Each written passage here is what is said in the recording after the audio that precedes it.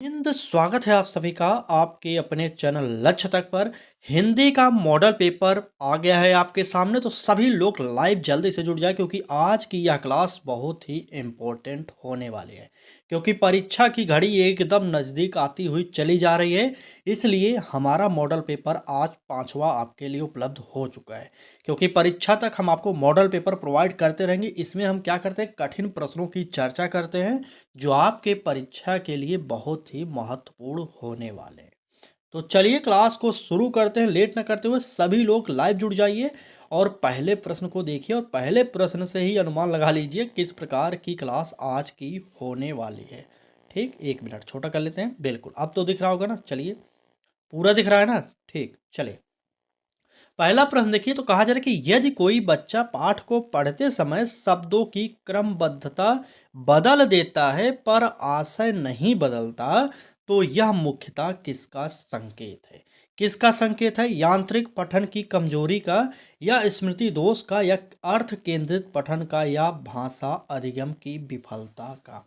चलिए, प्रश्न पहले का उत्तर कमेंट बॉक्स में बताइए। थोड़ा ध्यान से पढ़िएगा क्योंकि टफ वाले प्रश्न हैं, तो समझेंगे नहीं तो उत्तर भी नहीं दे पाएंगे। ठीक है, तो आइए बताइए कौन सा उत्तर होगा। देखिए, ए ऑप्शन करा कि यांत्रिक पठन की कमजोरी। यांत्रिक मतलब बार बार, क्या बार बार पढ़ने की कमजोरी होगा? बिल्कुल नहीं, ए ऑप्शन काट दीजिए। बी ऑप्शन करा कि स्मृति दोष। बिल्कुल नहीं, स्मृति दोष नहीं है उसके अंदर। यहाँ पर बी ऑप्शन को भी आपको काटना पड़ेगा। सी ऑप्शन कह रहा है कि अर्थ केंद्रित पठन, और डी ऑप्शन भाषा अधिगम की विफलता।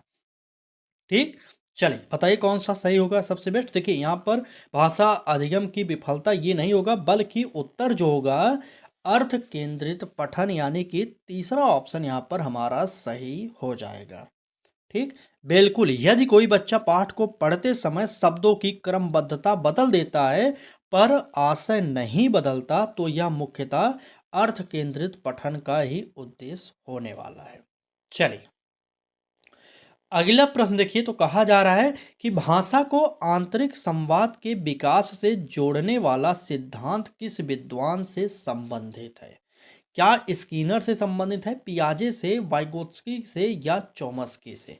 कमेंट बॉक्स में बताइए कौन सा उत्तर यहाँ पर हमारा सही हो जाएगा।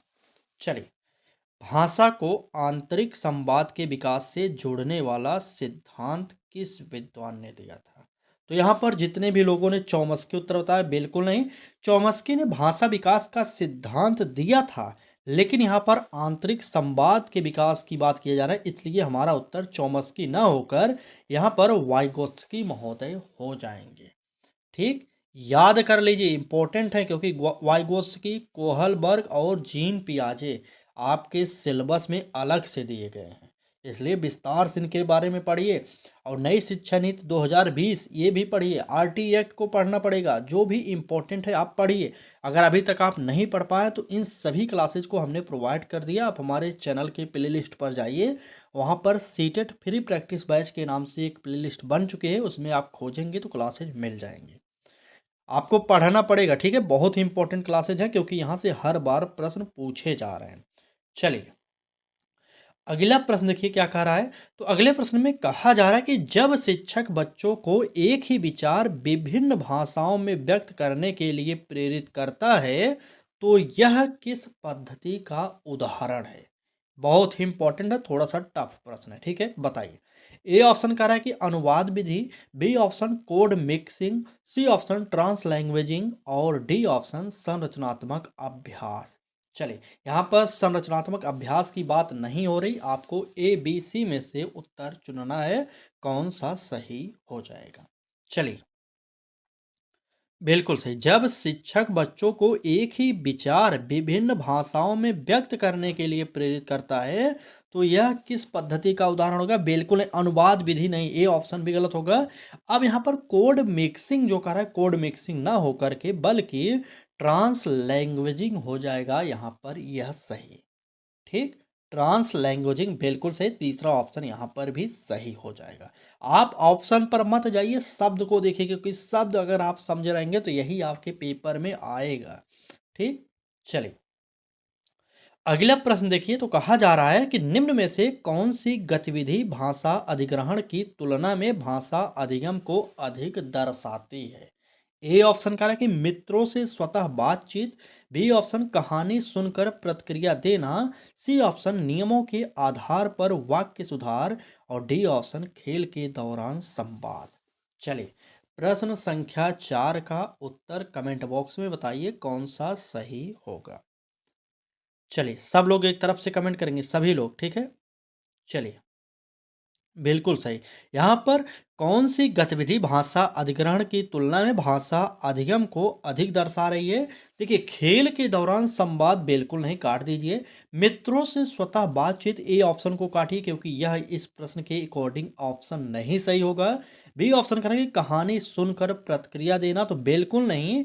यहाँ पर भी उत्तर जो होगा नियमों के आधार पर वाक्य सुधार, यानी कि सी ऑप्शन यहाँ पर भी सही हो जाएगा। ठीक। क्लास अच्छी लग रही है तो लाइक कर दीजिए, चैनल पर पहली बार आए हो तो सब्सक्राइब करके बेल आइकन को ऑन कर लीजिए। यहाँ पर आपको सीटेट की बेहतरीन क्लासेस सुबह 10 बजे, शाम को 5 बजे डेली प्रोवाइड की जा रही हैं। ठीक, क्योंकि समय आखिरी है तो मेहनत थोड़ा अधिक करना पड़ेगा। चलिए, बात करेंगे अगले प्रश्न की। अगले प्रश्न में कहा जा रहा है कि यदि बच्चा हिंदी में मातृभाषा की शब्द संरचना लागू करता है तो यह किस प्रक्रिया का परिणाम है। ए ऑप्शन भाषाई अवरोध, बी ऑप्शन नकारात्मक हस्तांतरण, सी ऑप्शन कह रहा है कि रचनात्मक प्रयोग और डी ऑप्शन कह रहा है कि अनुकरण दोष। चले, कमेंट बॉक्स में बताइए उत्तर क्या होने वाला है। चलिए, यदि बच्चा हिंदी में मातृभाषा की शब्द संरचना लागू करता है तो यह किस प्रक्रिया का परिणाम होगा। देखिए, काफी लोगों ने रचनात्मक प्रयोग उत्तर सी सही किया। आप बताइए कितना लोग हैं जो लोग सही मान रहे हैं, बताइए सब लोग। देखिए, अनुकरण दोष नहीं होगा, डी ऑप्शन काट दीजिए। ए ऑप्शन कह रहा है कि भाषाई अवरोध, काट दीजिए। अब आपको बी और सी में से उत्तर बताना है कौन सा सही होगा। चलिए, काफ़ी लोग सी ऑप्शन बता रहे। देखिए, हमने आपसे पहले ही कहा था कि आप ऑप्शन पर मत जाइए, आप शब्द समझिए, ठीक है? इसलिए यहाँ पर सी ऑप्शन देने वालों का उत्तर गलत हो जाएगा। यहाँ पर उत्तर जो होगा नकारात्मक हस्तांतरण, यानी कि बी ऑप्शन यहाँ पर सही हो जाएगा। ठीक, बिल्कुल बी ऑप्शन सही होगा। आगे बढ़ते हैं, अगला प्रश्न देखेंगे। तो अगले प्रश्न में कहा जा रहा है कि समग्र भाषा दृष्टिकोण के अंतर्गत शिक्षक की भूमिका मुख्यतः होती है, किस प्रकार की होगी। ए ऑप्शन करा कि नियम बताने की, बी ऑप्शन करा कि नियंत्रक की, सी ऑप्शन करा कि अधिगम परिस्थिति निर्मात्री की और डी ऑप्शन परीक्षक की। परीक्षक की नहीं होगी, नियंत्रक की नहीं होगी। अब आपको ए और सी में से उत्तर बताना है कौन सा सही होगा। चलिए, सभी लोग एक तरफ से कमेंट करेंगे कौन सा उत्तर यहाँ पर सही होगा। देखिए, यहाँ पर अधिगम परिस्थिति निर्मात्री की बिल्कुल सही, यही उत्तर हमारा हो जाएगा। ए ऑप्शन नियम बताने की नहीं होगा, ए ऑप्शन काट दीजिए। ठीक, यहाँ पर सी ऑप्शन हमारा सही हो जाएगा। चलें आगे। ठीक ठीक, चलिए आगे बढ़ते हैं। अगला प्रश्न देखिए। तो अगले प्रश्न में कहा जा रहा है कि लेखन से पूर्व मस्तिष्क उत्तेजना का उद्देश्य है। बहुत ही इंपॉर्टेंट प्रश्न है और बहुत ही टफ वाला प्रश्न है ये। ए ऑप्शन करें कि भाषा दोष पहचानना, बी ऑप्शन विचारों को सक्रिय करना, सी ऑप्शन व्याकरण सुधारना और डी ऑप्शन मूल्यांकन करना। चलिए, लेखन से पूर्व मस्तिष्क उत्तेजना का उद्देश्य क्या है। देखिए, यहाँ पर मूल्यांकन करने की बात करा तो ए ऑप्शन गलत होगा। बी ऑप्शन करा कि व्याकरण सुधारना, तो बिल्कुल नहीं, यहाँ पर व्याकरण सुधारना भी गलत। सी ऑप्शन व्याकरण सुधारना होना चाहिए कि नहीं, बिल्कुल नहीं होना चाहिए। ठीक, चले और क्या करा है। ए ऑप्शन भाषा दोष पहचानना, बिल्कुल नहीं। यहाँ पर उत्तर जो होगा विचारों को सक्रिय करना। प्रश्न के अकॉर्डिंग आपको ऑप्शन ढूंढना पड़ेगा। देखिए, सीटेड में कभी कभी क्या होता है ना कि सभी ऑप्शन, जो चारों ऑप्शन होते हैं, चारों के चारों सही दिखते हैं, लेकिन वहां पर भी हमें जो सबसे बेस्ट ऑप्शन होता है वो चुनना पड़ता है। ठीक, तो चलिए, इस प्रश्न का उत्तर जो होगा बी ऑप्शन सही हो जाएगा। आगे बढ़ें।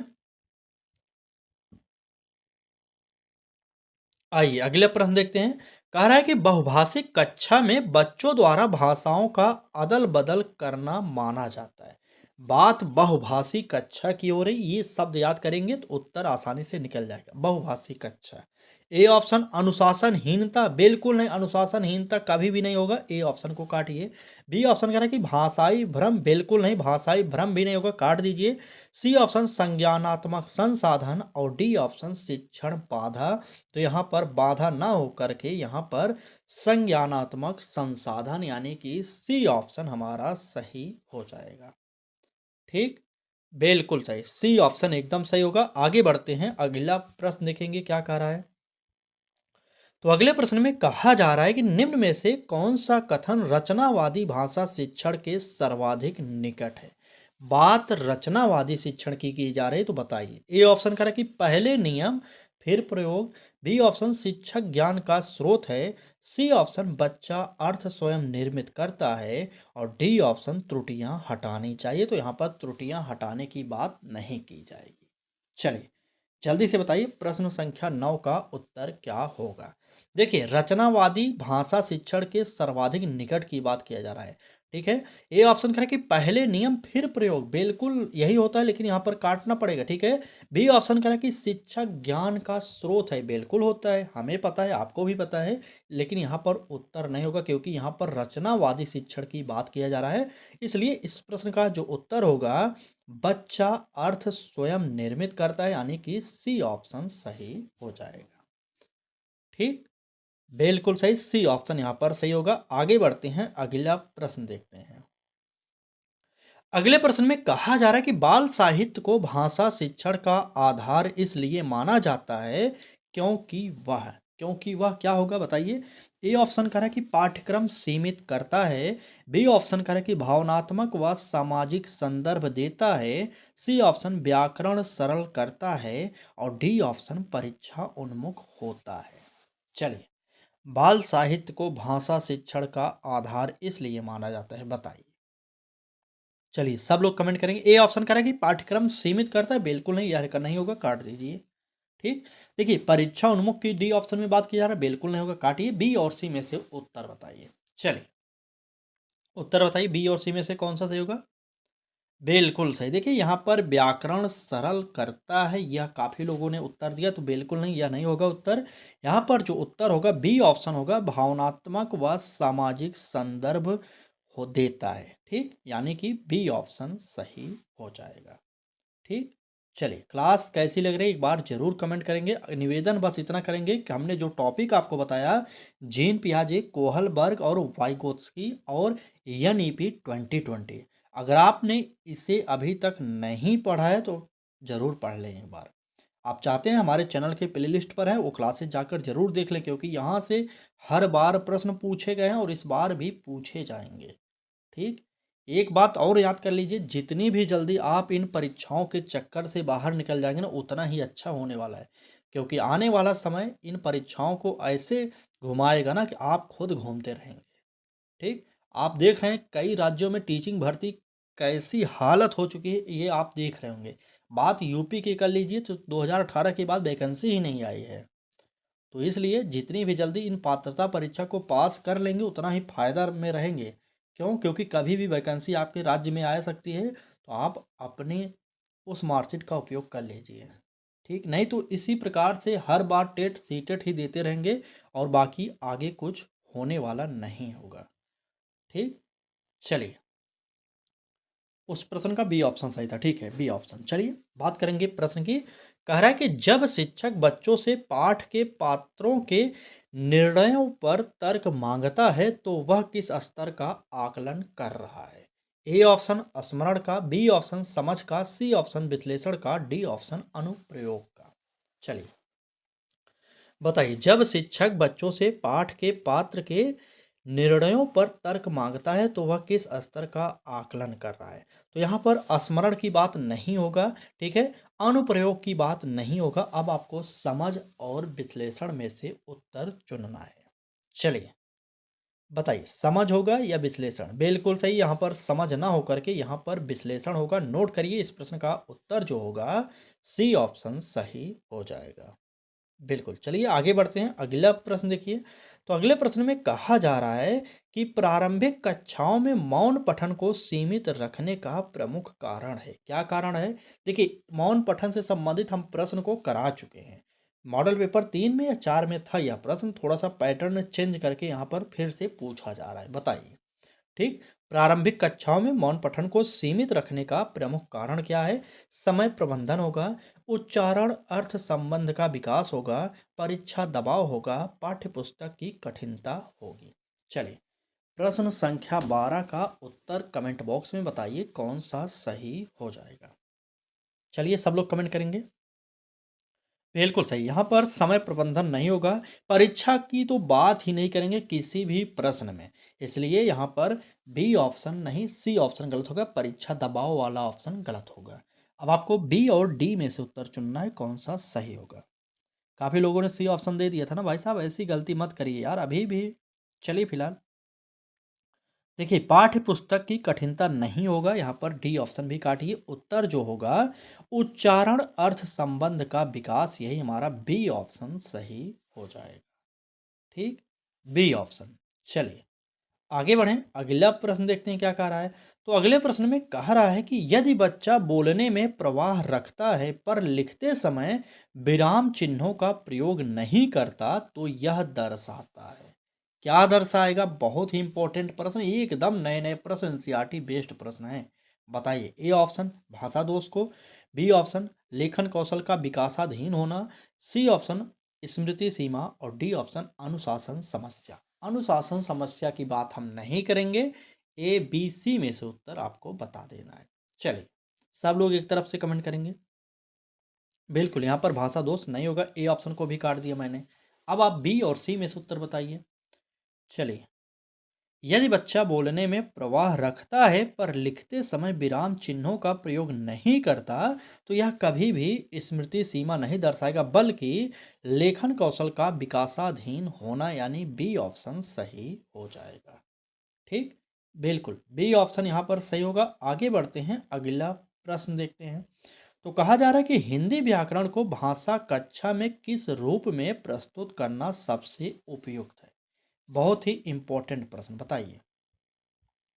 हिंदी व्याकरण को भाषा कक्षा में किस रूप में प्रस्तुत करना सबसे उपयुक्त होगा? पृथक इकाई के रूप में, नियम सूची के रूप में, भाषा प्रयोग में अंतर्निहित, या परीक्षा सामग्री। परीक्षा सामग्री की बात यहाँ पर नहीं होगी। चलिए, बिल्कुल नियम सूची, बिल्कुल नहीं, नियम सूची कहाँ से आ गया? यहाँ पर उत्तर जो होगा भाषा प्रयोग में अंतर्निहित, यानी कि सी वाला ऑप्शन हमारा बिल्कुल सही हो जाएगा। ठीक, सी ऑप्शन। चलिए, क्लास अच्छी लग रही है तो लाइक जरूर कर दीजिएगा, ठीक है। जितने भी लोग हमारे साथ जुड़े हैं उनसे तो विनम्र निवेदन करते हैं कि डेली क्लासेज को जरूर देखिए, क्योंकि परीक्षा की घड़ी एकदम नज़दीक आ चुकी है। अगर अभी भी आपको लगता है कि परीक्षा बहुत दिन है ना, तब आप गलती कर रहे हैं अब। ठीक है, क्लास को डेली देखिए, सुबह 10 बजे, शाम को 5 बजे, क्योंकि दोनों क्लासेज इंपॉर्टेंट हैं आपके लिए। चलिए आगे बढ़ते हैं और अगला प्रश्न देखते हैं। तो कह रहा है कि निम्न में से कौन सी गतिविधि उच्च स्तरीय चिंतन को सर्वाधिक प्रोत्साहित करती है? ए ऑप्शन शब्दार्थ लिखना, बी ऑप्शन रिक्त स्थान भरना, सी ऑप्शन पाठ का वैकल्पिक अंत लिखना और डी ऑप्शन सही गलत चुनना। सही गलत चुनने की बात यहाँ पर नहीं करेंगे, शब्दार्थ लिखने की बात नहीं करेंगे। बी और सी में से उत्तर बताइए कौन सा सही होगा। चलिए, बी और सी में से उत्तर बताना है आपको। बिल्कुल, रिक्त स्थान भरना बिल्कुल नहीं, यह उच्च स्तरीय चिंतन को नहीं प्रोत्साहित करती है, इसलिए इसे काटिए। उत्तर जो होगा पाठ का वैकल्पिक अंत लिखना। ठीक, यही हमारा तीसरा ऑप्शन सही हो जाएगा। चलिए, अगला प्रश्न देखते हैं। देखिए, मौन अवधि से फिर से एक प्रश्न आ गया। मौन अवधि के दौरान शिक्षक का सर्वाधिक उपयुक्त व्यवहार होगा। क्या व्यवहार होगा शिक्षक के लिए? बहुत ही इंपॉर्टेंट प्रश्न है। इसमें से कई लोग ऐसे भी हैं जो लोग टीचर हैं इस समय, वो लोग भी क्लासेस देख रहे हैं, वो अपने हिसाब से इस प्रश्न का उत्तर तुरंत बता दें। ठीक, क्योंकि आप तो टीचर हैं, तो टीचर के तौर पर यह प्रश्न का उत्तर बताइए। ए ऑप्शन का है कि तुरंत बोलने को बाध्य करना, बी ऑप्शन केवल लिखित कार्य देना, सी ऑप्शन श्रवण व मॉडलिंग के अवसर देना और डी ऑप्शन त्रुटियों पर जोर देना। तो त्रुटियों पर आप जोर नहीं देंगे, तुरंत काटिए। बताइए, ए बी सी में से आप क्या चुनते हैं पहले। चलिए, मौन अवधि के दौरान शिक्षक का सर्वाधिक उपयुक्त व्यवहार क्या होगा? देखिए, तुरंत बोलने को बाध्य नहीं करेंगे, बालक जैसे नहीं बोल रहा तो आप उसे बाध्य नहीं कर सकते कि बालक बोले ही, इसलिए ए ऑप्शन काटिए। बी ऑप्शन करा कि केवल लिखित कार्य देना, बिल्कुल नहीं, यहाँ पर ये भी नहीं होगा। श्रवण व मॉडलिंग के अवसर देना, यही हमारा तीसरा वाला ऑप्शन सबसे बेस्ट होगा। यही अगर आपने भी उत्तर दिया तो आपका भी सही है। ठीक, चलिए, सी वाला ऑप्शन यहाँ पर सही हो रहा है। आगे आइए, अगला प्रश्न देखते हैं क्या कह रहा है। तो कहा जा रहा है कि परियोजना कार्य भाषा शिक्षण में प्रभावी है, क्योंकि क्यों प्रभावी है? ए ऑप्शन, यह पाठ्य पुस्तक आधारित नहीं होता। बी ऑप्शन, यह परीक्षा उन्मुख है। सी ऑप्शन, यह वास्तविक संदर्भों से जुड़ता है। और डी ऑप्शन, समय लेता है। बताइए, यह समय लेता है, बताइए। ये समय नहीं लेगा, काटिए। चलिए, यह परीक्षा उन्मुख होता है, बिल्कुल नहीं होगा, काट दीजिए। और ए ऑप्शन करें कि यह पाठ्य पुस्तक आधारित नहीं होता, बिल्कुल होना चाहिए था, इसलिए इसे भी काट दीजिए। उत्तर जो होगा यहाँ पर यही सही होगा, ठीक है। यह वास्तविक संदर्भों से जुड़ता है। ठीक, परियोजना कार्य भाषा शिक्षण में प्रभावी होता है क्योंकि यह वास्तविक संदर्भों से जुड़ जाता है। बिल्कुल। चलिए, आगे बढ़ें। आइए अगला प्रश्न देखते हैं। तो कहा जा रहा है कि यदि मूल्यांकन केवल अंतिम उत्तर पर केंद्रित है तो यह किस सिद्धांत के विरुद्ध है? ए ऑप्शन व्यवहारवादी, बी ऑप्शन योगात्मक, सी ऑप्शन प्रक्रिया आधारित अधिगम और डी ऑप्शन मानकीकरण। चलिए, मानकीकरण काट दीजिए। योगात्मक की बात हो नहीं रही है, अब आपको व्यवहारवादी या प्रक्रिया आधारित अधिगम में से एक उत्तर चुनना है, बताइए। चलिए, सभी लोग कमेंट करेंगे। बिल्कुल, सुबह 10 बजे होती है ये क्लास। मैराथन जो हिंदी की कराई जाती है डेली, ठीक, ठीक, एकदम। डेली आपको हिंदी की सुबह 10 बजे क्लासेज होती हैं, शाम को 5 बजे चाहे सीडीपी की होती है, चाहे मैथ्स पेडागोजी, चाहे ईवीएस की, जो भी क्लासेज होती हैं, शाम को फिक्स नहीं रहता, ठीक है? अगर आपको भी लगता है कि कुछ क्लासेज को फिक्स कर दिया जाए शाम को, तो कमेंट बॉक्स में ज़रूर बताइए। लेकिन सुबह 10 बजे हिंदी की क्लास का टाइम फिक्स है। ठीक, चलिए, इस प्रश्न के उत्तर की बात कर लिया जाए तो यहाँ पर तीसरा ऑप्शन प्रक्रिया आधारित अधिगम हो जाएगा सही हमारा। ठीक, बिल्कुल। चलिए, अगला प्रश्न देखिए। तो कह रहा है कि भाषा कक्षा में प्रश्न पूछने का सबसे गहरा उद्देश्य है, क्या उद्देश्य है? समय भरना, स्मृति जांचना, अर्थ निर्माण व चिंतन, अनुशासन बनाना। अनुशासन की बात आप नहीं करेंगे। चलिए, समय भरना, बिल्कुल नहीं, समय बचाना, समय भरना, ये सब भी नेगेटिव होते हैं। स्मृति जाँचना बिल्कुल नहीं होगा, यहाँ पर भी उत्तर होगा जो अर्थ निर्माण व चिंतन, क्योंकि भाषा कक्षा में प्रश्न पूछने का सबसे गहरा जो उद्देश्य होता है वह होगा अर्थ निर्माण व चिंतन। ठीक? अगर आप हमारे साथ काफ़ी दिन से जुड़े होंगे तो आप भी अब इस प्रकार से उत्तर निकाल लेते होंगे। कमेंट बॉक्स में सभी लोग कमेंट करके बताएंगे कितने लोग ऐसे हैं कि अब प्रश्न देखते ही उनको उत्तर आ जाता है। एक बार सब लोग कमेंट करेंगे जिनको ऐसा लगता है कि हाँ, हमारी तैयारी पेडागोजी को लेकर एकदम बेहतरीन हो चुकी है। ठीक, बताइएगा ज़रूर कमेंट बॉक्स में। चलिए, आगे आइए। एक प्रभावी भाषा शिक्षक की पहचान यह है कि वह क्या करेगा, बताना पड़ेगा। ए ऑप्शन अधिक व्याख्या करता है, अधिक व्याख्या नहीं करना चाहिए भाई साहब, अधिक व्याख्या बिल्कुल नहीं करेगा। अगर अधिक व्याख्या करेगा तो वह प्रभावी शिक्षक हो ही नहीं सकता, इसलिए ए ऑप्शन को काटिए। बी ऑप्शन करा कि त्रुटियां तुरंत सुधारता है, बिल्कुल नहीं, यहाँ पर तुरंत आपको नहीं सुधारना चाहिए, इसलिए बी ऑप्शन गलत होगा। सी ऑप्शन कह रहा है कि सीखने की परिस्थितियां रचता है। और डी ऑप्शन नियम याद करवाता है। तो याद नहीं करवाएगा कोई भी चीज़, इसलिए हमारा उत्तर जो होगा सीखने की परिस्थितियां रचता है, यानी कि तीसरा ऑप्शन इसमें भी सही हो जाएगा। ठीक, बिल्कुल सही, तीसरा ऑप्शन सही होगा। तो चलिए, आज की क्लास को यहीं पर समाप्त करेंगे। आपको क्लास कैसी लगी कमेंट बॉक्स में ज़रूर बताइएगा। क्लास अच्छी लगी तो लाइक कर दीजिए, चैनल पर पहली बार आए हो तो सब्सक्राइब कर लीजिए और बेल आइकन को भी ऑन करिए जिससे आपको नोटिफिकेशन मिलता रहे। ठीक, बाकी आज का यह हमारा 5वां मॉडल पेपर हिंदी का आपको कैसा लगा ये कमेंट बॉक्स में ज़रूर बताइएगा, क्योंकि अब हमारा यही सिद्धांत है कि आखिरी समय में हम आपको जो भी बेहतरीन प्रश्न एकदम बचे हुए हैं उनको मॉडल पेपर के जरिए प्रोवाइड किया जाए, सभी सब्जेक्टों का। ठीक, चलिए, आज की क्लास को यहीं पर समाप्त करेंगे। पढ़ाई करते रहिए क्योंकि आखिरी यही उपाय है कि पढ़ाई ही आपको परीक्षा में पास करा सकता है। क्योंकि समय बहुत कम है भाई साहब, हमने अभी जस्ट आपको बताया कि जितनी जल्दी इन पात्रता परीक्षाओं को पास कर लेंगे उतने ही फ़ायदे में आप होने वाले हैं, ठीक? बाकी सभी राज्यों में वैकेंसी की वही हाल है, आप देख रहे होंगे, कहीं पर आ रही, कहीं पर आ ही नहीं रही है, ठीक है? चलिए फिलहाल आप बताइएगा कमेंट बॉक्स में आपके राज्य में क्या हाल है? क्या लगता है आपको आपके राज्य में टीचिंग वैकेंसी आ जाएगी जल्द से जल्द कि नहीं? और आप किस राज्य से हैं? ये कमेंट बॉक्स में ज़रूर बताइएगा, तभी तो पता लगेगा कि हाँ भाई साहब, आपके राज्य में आपको क्या लगता है टीचिंग वैकेंसी आ रही है कि नहीं? ठीक, वैसे तो मुझे अभी बिहार में ही सिर्फ़ टीआरई 4 का लक्षण दिख रहा है, बाकी यूपी में तो हलचल हो रही कई दिनों से नहीं, कई सालों से हो रही हलचल। यूपी की तो बात ही ना किया जाए, जब तक ऑफिशियल नोटिफिकेशन ना जारी हो जाए तब तक इस पर सोचना ही बेकार है, ठीक? फिलहाल पढ़ाई करते रहिए, पढ़ाई कभी बेकार नहीं जाती। अगर आप यूपी से हैं तो पढ़ाई करिए, निराश मत होइए क्योंकि चुनाव 2027 में है, हो सकता है 2026 में वैकेंसी आ जाए, ठीक? तो पढ़ाई सब करते रहिए। चलिए क्लास को यहीं पर समाप्त करेंगे, कल फिर मिलेंगे एक नई क्लास के साथ। पढ़ाई करते रहिए, ठीक? चलिए, धन्यवाद।